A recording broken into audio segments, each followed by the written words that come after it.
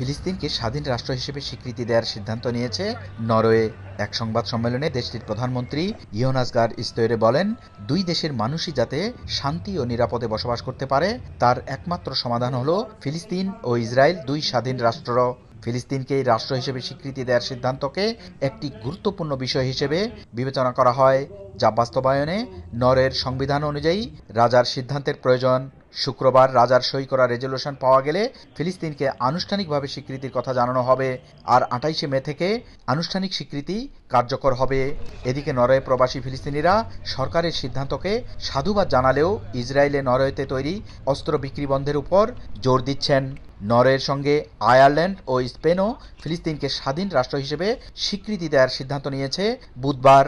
এদিকে স্থানীয় গণমাধ্যমের তথ্যমতে এই তিন দেশেরই ইসরায়েলে অবস্থিত রাষ্ট্রদূতদের জরুরি ভিত্তিতে তলব করেছে তেল আবিব সরকার।